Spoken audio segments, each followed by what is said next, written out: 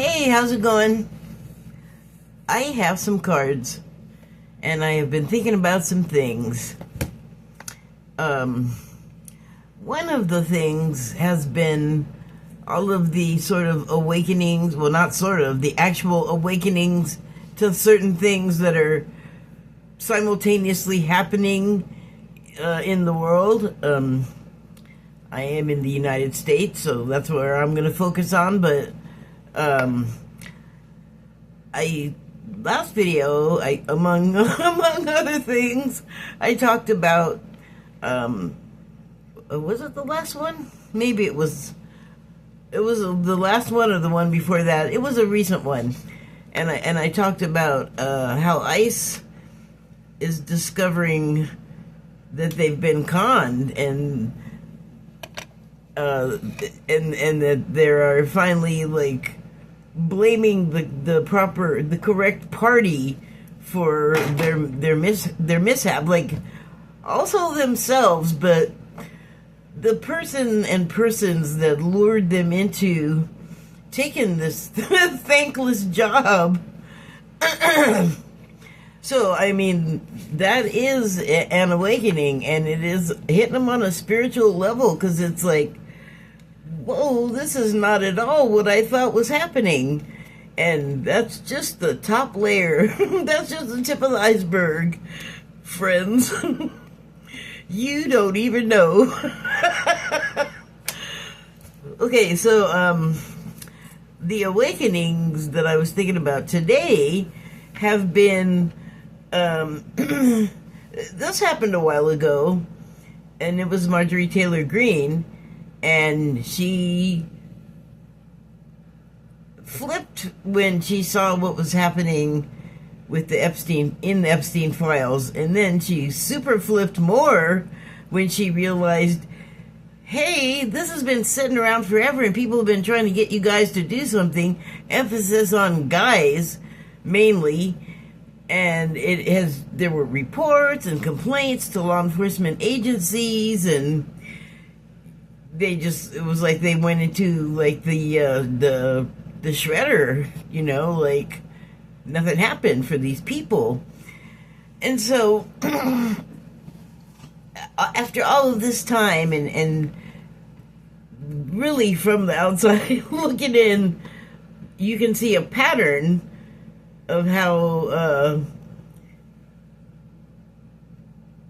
all of the lack of a will to do anything, and also I think in a lot of cases a desire is not there to step forward and say, hey, all of these people are guilty of doing all of these horrible things, and it's part of a whole network of people. Oh, okay, so I can put my hand down. It's a whole network of people doing highly objectionable things to what we all thought were like the wrong things to be and do. And another pattern you may notice right now, having indirectly to do with, like,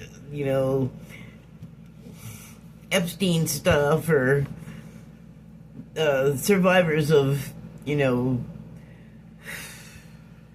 their unfortunate proximity to those people, the times that they were around the people that are coming out of this information, they're not happy about it. The survivors are unhappy because no one wants to let their story get out, and they're like, we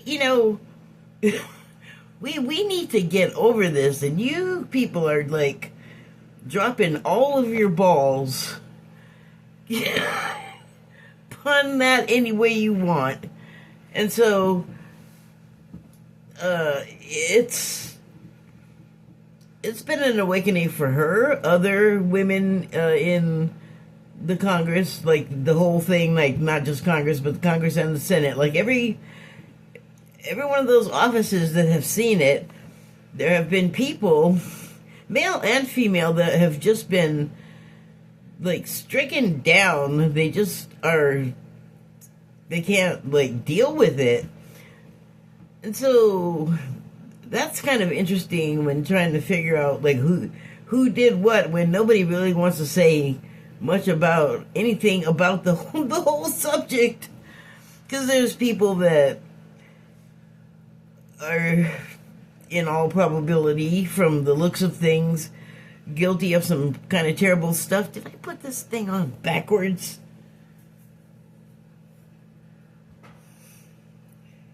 I did not. Why is it up around my throat like that? Excuse me. Anyway, guilt by association is what I'm saying, but I think there are plenty of people guilty of stuff. There are a lot of survivors of these incidents with these people, so the thing that they want to get out there, get off their chest, get off their shoulders, and get, I mean, they deserve some form of, all of the words I can think of are like sort of violent and revengey, but they should have some retribution or some satisfaction or acknowledgement even. Because Pam Bondi, when she was in her hearing this past week, and there were some of the survivors in the gallery behind her, she wouldn't even acknowledge their presence by turning around and looking that way. She wouldn't even look at them. So there's some people that can know all about what happened to those women and other people and be like, I don't care really, which is like, why I don't get it. Like, my heart is much softer than that. Like, I just couldn't be so hard and cold. That's just my impression. So anyway, that was eye-opening for people too, just seeing like the juxtaposition between this woman who could just be like, whatever, and then these other women that are like broken by what they've seen. Rightfully so, because those people were young and they weren't just physically overpowered, they were mentally overpowered, and just those two things alone can branch off like capillary in so many ways, in so many directions, and unpredictable. It's like PTSD or CPTSD, whatever thing that's tweaked your brain psychologically, they got them, and I'm sure more, because the whole thing was just a nightmare. Like, there could be probably nothing about it that was innocent and normal that would still feel innocent and normal after that became your life. So the least people could do is turn around and look at them. Like, the very least. My goodness. I don't get it. Okay, so I guess I had an awakening there. Another one. So yeah, they're not necessarily like one big blast of like light and angels singing and celestial trumpets or anything like that. I mean, you have moments like that, I think, but they are just ongoing, and the first one is like pretty important, and it would be a big one because that is when you make a significant change from who you were to who you become. And it is like hard to fathom sometimes, I think, because that was just yesterday or 3 hours ago.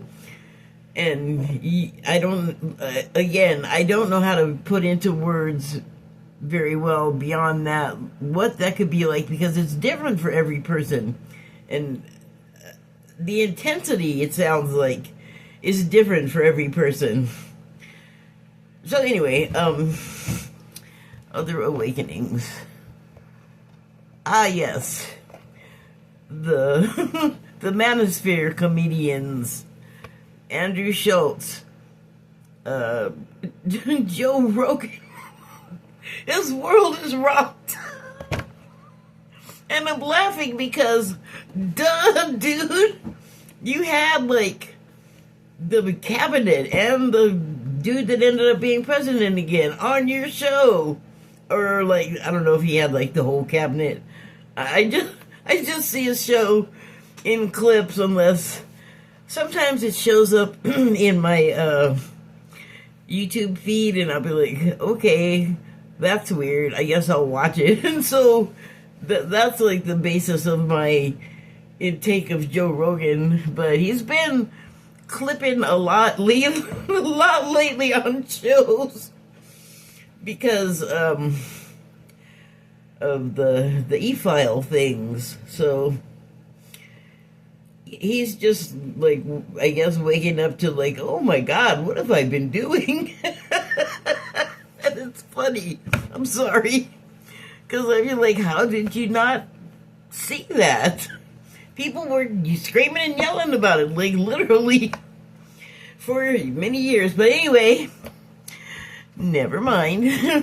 And another is Jim Brewer. And that was painful to see because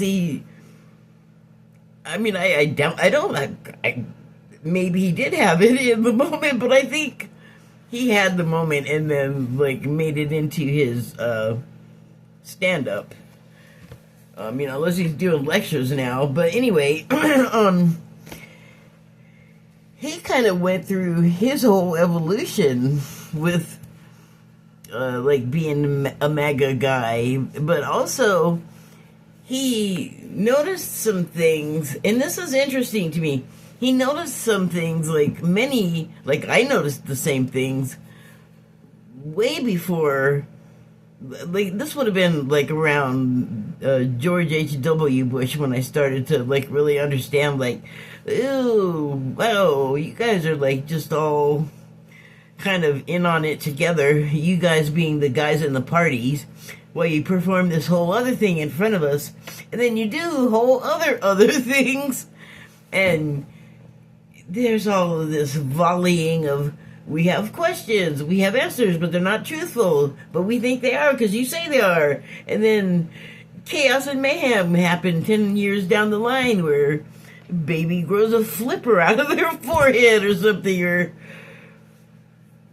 people are ill because some sort of substance was leaked into a food or water supply, which would not only affect those people I'm talking about, it would just be affecting whatever else that tainted water supply fed into. So, problems, those are not good, we kind of want to stay away from that type of thing, but the capitalism, man, it's like blinds you to morality, intelligence. All it knows is greed, greed, greed, greed, and it's incessant, and I guess you can't stop. Clearly, I don't hear it. That's okay. So, Andrew Schultz, he also, and he's very apologetic, and okay, good, good. Every little bit helps. So, okay, I do have some cards.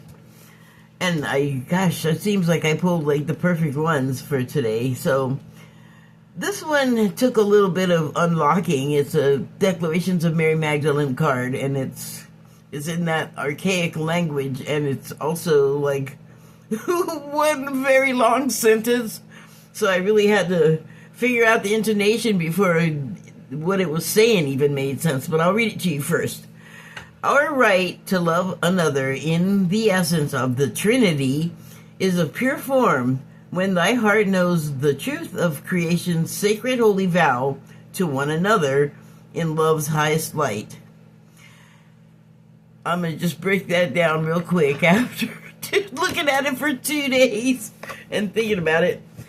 I think it is referring to the birth contract, and specifically those situations like we're in right now where there's a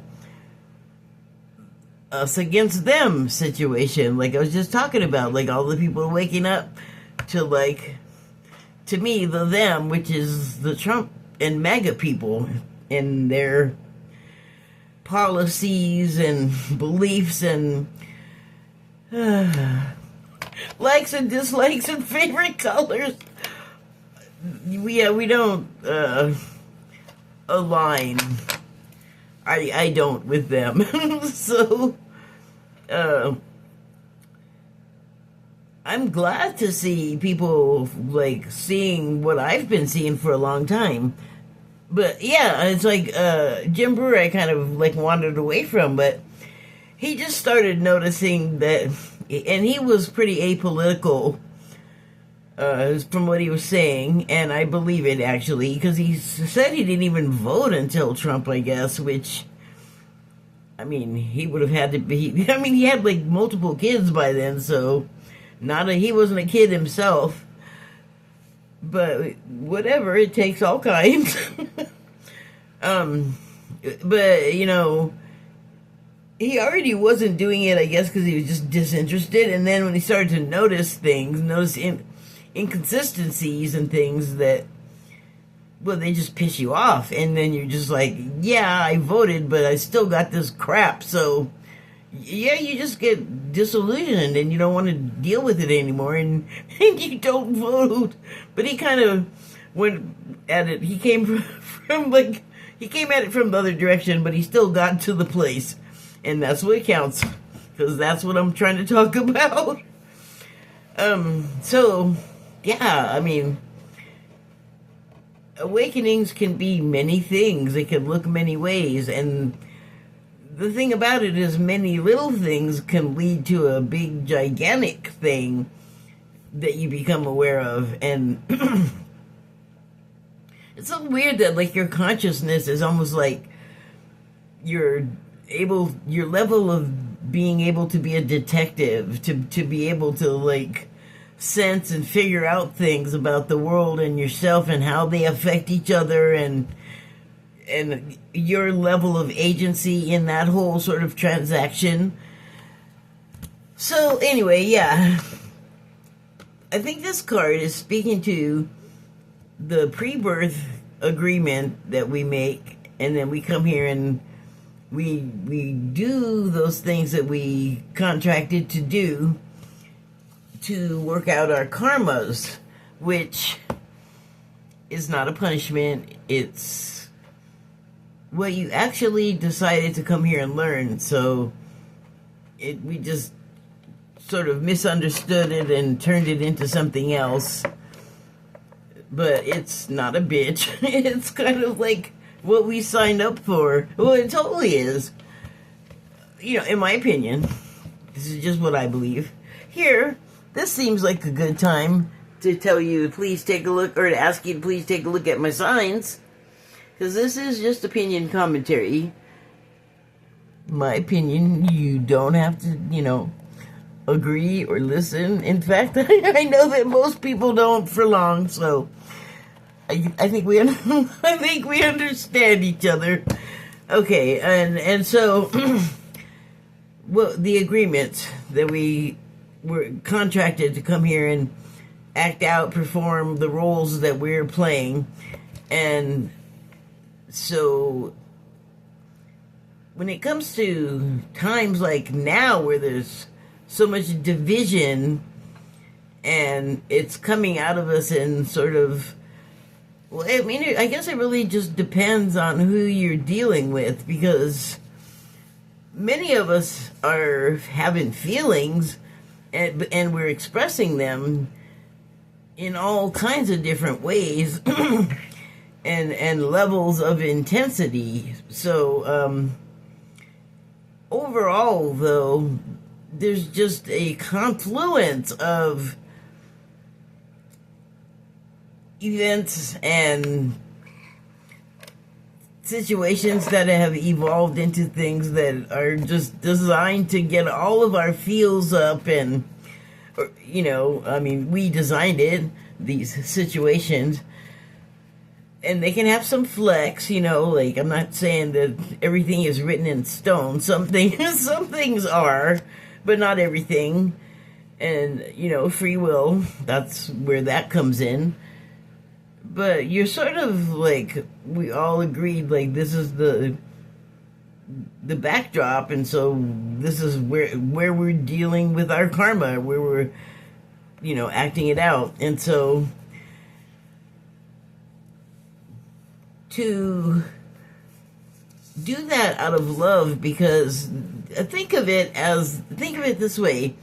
Some of the people that we're going to be finding out about who were victims perhaps because they didn't survive their proximity to e-file type people and associates,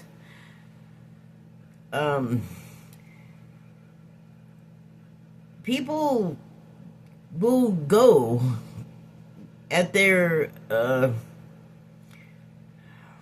appointed time, and it can look tragic to us and horrible and make us angry or really sad or just feel a great sense of loss. But that is the point right there, like more than everything else that we as humans think are the big deal.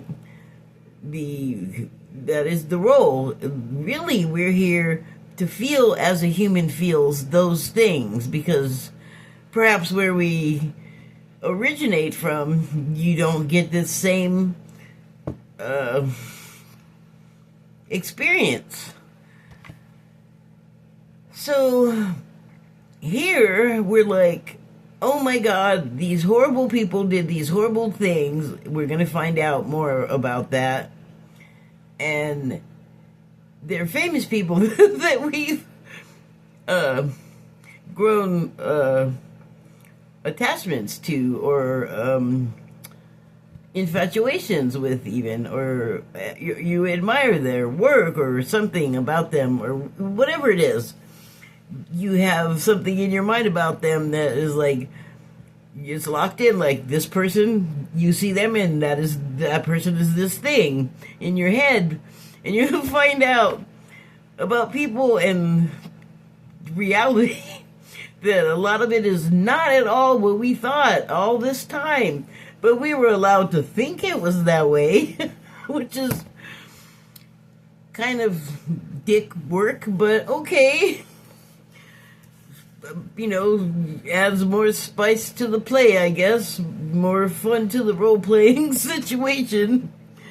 You just have to, when you get to the point where you can when you can divide your mind that way, there is value to it. It does make a certain kind of sense, probably more so than me just saying it to you, but we all eventually get there, because that's how we're built, and that's how the story ends eventually. Okay, so here is the first card I have from the Starseed Oracle deck, and it is, I'm sorry.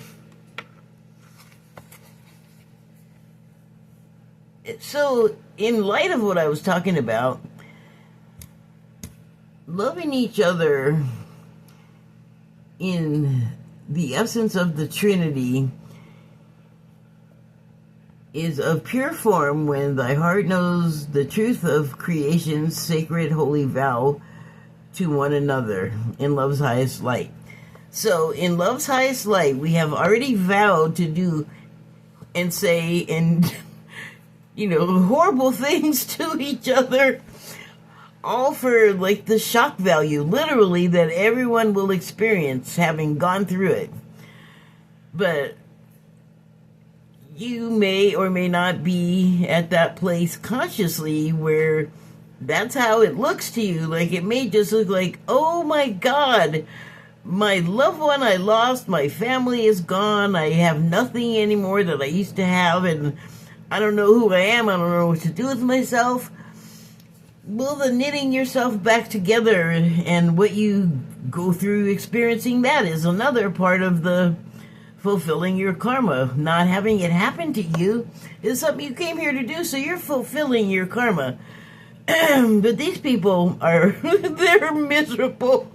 They're in misery, so they're not, well, I mean, you can still know everything I just was saying and still encounter some situation and feel absolutely miserable about it. That is the joy of the human form. But, we will do that for each other, like the serial killers out there, or the people that are recidivist overpowerers. They become monsters, and the focus of everyone is hateful. And here's the thing. Even if you don't remember doing the contract thing, most of us have learned, or at the very least heard, that things like patience is a virtue, or forgiveness is super wonderful. I don't know what goes along with that one, but I mean, I'm thinking of those situations where you are the parent. It's usually a mother that I've seen, but you're the parent of someone that is one of these serial criminals, and perhaps you've lost your child to this person because of what they do, and or it's somebody that was a drunk driver and caused the loss of your child. Really, both terrible things to have to feel. But man, like super bonus, if you're looking to feel stuff, that's a bounty. So, okay, what I'm getting at, though, is there are cases of people that just, here's what I'm hearing in my mind. They learn that they can't live with how they feel without forgiving the other person. They just can't live, just being mad and hating that person. And I guess they begin to feel for that person that they have to do that. I know, or I don't know this, but I imagine that the parent is just a regular person, and then the other person, the prisoner or the convict, because in my story they got caught, so and that's how they could interact with the parent. By the way, otherwise it would be really scary. But no, it's not that they get better or anything, but it is points for you. I don't know how else to put it. If you can get to a place where you're forgiving first yourself for feeling and thinking all the hateful things about the person that took someone else from you, that seems like it would be a really hard one, a really hard hurdle to hop over for me, and well, for that person. But say they do it, and then so their next thing is okay, so now I can't deal with living with being mad with this person, so they have to then I don't know if they all make a connection, directly with this person, but they forgive them, is my point. And so that's big, because we're not here doing these things to each other out of spite or malice. I know this is totally what it looks like, but if you go back to the contractual thing, we agreed to do this to each other. But maybe when we're all up in our feelings, and everybody is feeling some kind of way because the things I brought up are just examples. It could be anything, and there's lots of choices that are super highly emotional. All kinds of loss and trauma out there. Take your pick. But these two people are facing each other, and they're both miserable, and it's the card is I'm sorry. So here, like in the sort of role-playing dream, we, I guess, get back to that self before birth, kind of, where we have a moment where we remember, like, oh my God, I love you. You're my person on the other side of the veil that I love more than words can describe. It's quite the dichotomy. So here I'm going to read what the card says, or what the book says about the card. I'm sorry is on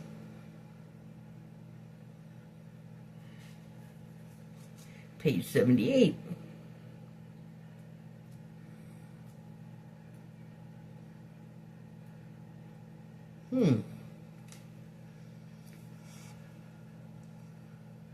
The subtitles are, oh, I showed it to you, but here, have another look. The subtitles are defenselessness. I can't fight it anymore. I have to give up and forgive. Righting past wrongs.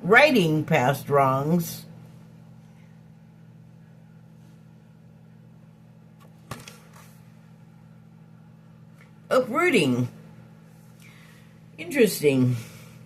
So yeah, defenselessness against like all of the feelings. It's really taxing, you know, and it's actually, you get quite a load off if you decide to like let shit go and forgive people. Oh, sorry. If you decide to let stuff go and forgive people, it's a load off you. Righting past wrongs. Can't fix two wrongs with a right, but maybe you can fix one wrong with a right. Uprooting. Uprooting yourself from that whole, I could never forgive you for taking this person from me, or I hate you forever, and like, just, that is how we're kind of expected to feel, and just to take that load off, rip that up and tear it out by the roots. Like, just, you have to discover a new way to feel than that ingrained way of like, I guess it's hate, I guess it's anger, that's what you do. Like, no one said it's easy. Okay, so here's what the book says about the I'm sorry card. We're living in divisive times. When we're hurt and triggered, we tend to see things as a personal attack rather than an opportunity for healing. Well, that's another subject. If we're to find true peace and unity, we need to drop our defenses and see things outside of right and wrong. As souls, we intrinsically remember unity and yearn for it here on earth. Our pre-contract selves. Perhaps this is why it feels so painful when we experience the opposite. But it's crucial to remember that we can't simply bypass reality and pretend that unity, love, and forgiveness are here. This is one of the greatest challenges for starseeds. We're super sensitive. To bring about unity, we must first acknowledge the ways in which both we and the world have been divisive, personally, ancestrally, and collectively. The shadows, hate, wounds, separation, severing, wrongs, and sadness, all part of those really hard to get over hurdles, or maybe just one